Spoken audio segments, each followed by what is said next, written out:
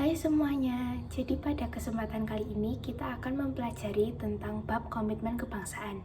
Tapi sebelumnya, kalian udah tahu belum sih arti dari komitmen itu sendiri?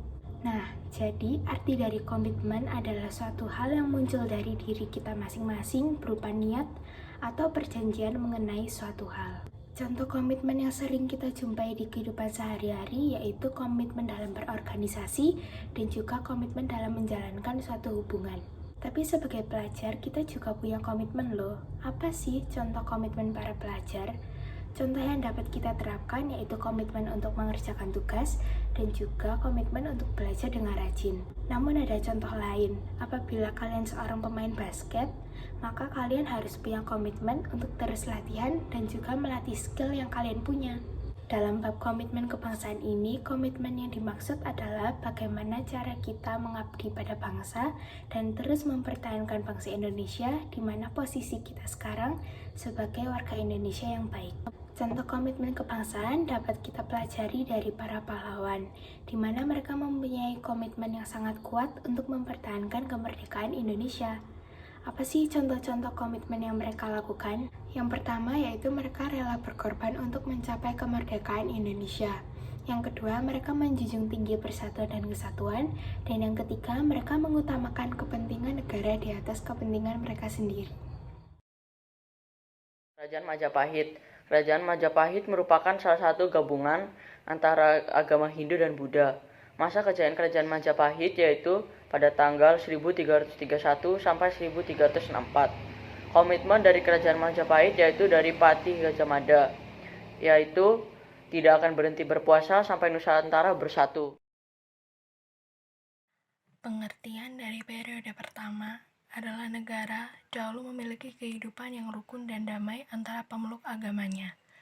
Bentuk komitmennya yang pertama adalah menjaga kerukunan antar umat beragama dan memiliki nilai sikap yang mewujudkan persatuan. Dampak adanya komitmen adalah kerukunan dan kedamaian antar pemeluk agama terwujud.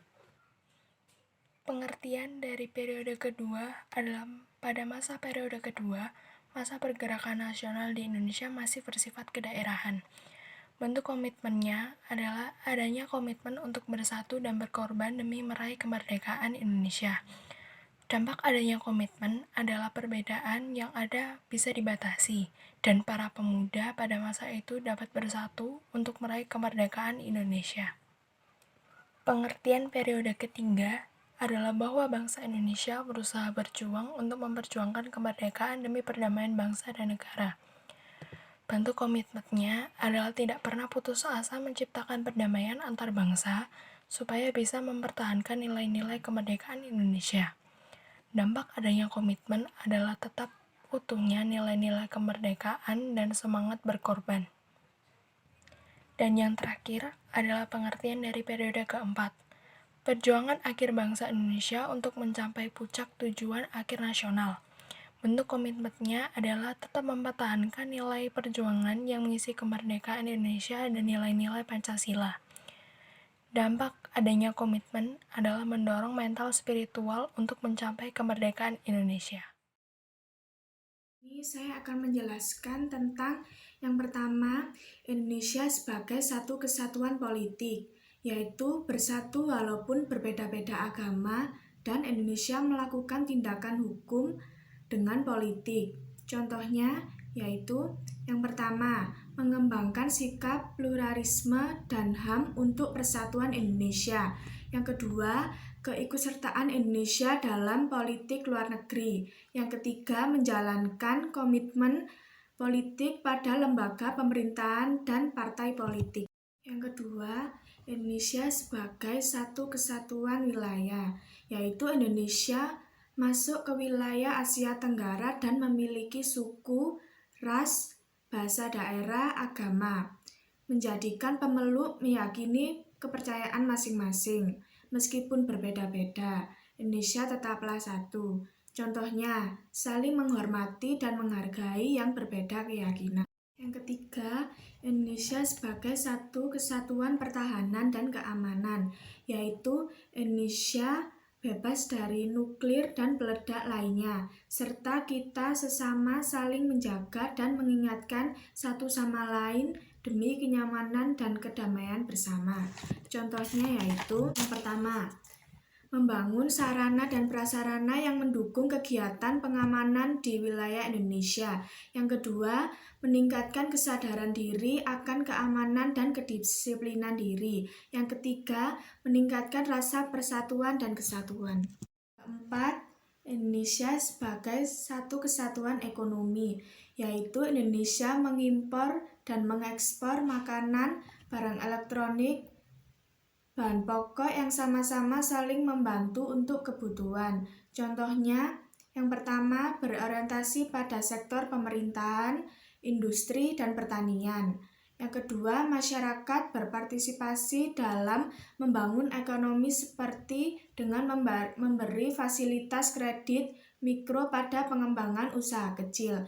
Yang ketiga, membangun ekonomi yang seimbang, adil di setiap daerah Indonesia. Yang kelima, Indonesia sebagai satu kesatuan sosial dan budaya, yaitu Indonesia mempunyai beragam budaya yang menjadikan masyarakat saling melestarikan budaya masing-masing dan saling menghargai dan menghormati agar tetaplah satu. Contohnya, yaitu yang pertama, mengembangkan dan melestarikan budaya di Indonesia. Yang kedua, menjaga keberagaman Indonesia, baik budaya, bahasa, dan mengembangkan keserasian dalam kehidupan masyarakat. Bagaimana cara mewujudkan perilaku, semangat, dan komitmen kebangsaan dalam kehidupan sehari-hari? Yang pertama yaitu melalui sikap cinta tanah air. Pengertian sikap cinta tanah air adalah bersedia mengabdi dan mencintai negara sendiri, yaitu Negara Kesatuan Republik Indonesia.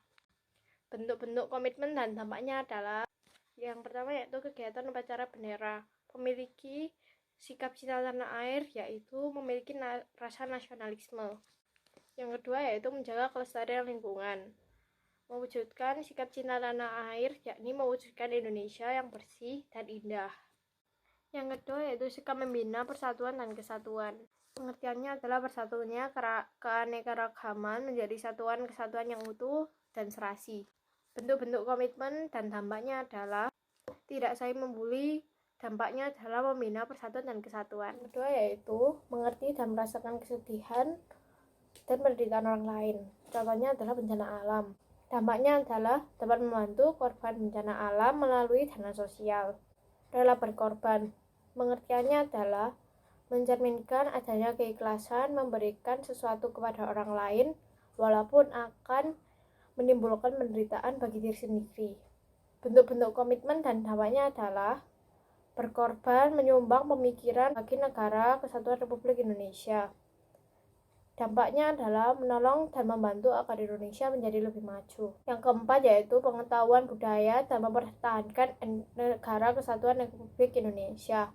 Bentuk-bentuk komitmen dan dampaknya adalah yang pertama tidak menyebarkan berita hoaks dan dampaknya adalah masyarakat tidak dapat dipengaruhi oleh berita yang palsu. Yang kedua yaitu tidak saling mengejek. Dampaknya adalah saling membina persatuan dan kesatuan. Yang kelima yaitu menjaga kesatuan Negara Kesatuan Republik Indonesia. Dampak-dampak dan bentuk-bentuk komitmennya adalah yang pertama yaitu menggunakan produk dalam negeri. Dampaknya adalah menambah produksi dalam negeri agar dapat diekspor atau dijual ke luar negeri. Yang kedua yaitu harus saling menghormati. Dampaknya adalah agar tercipta kerukunan.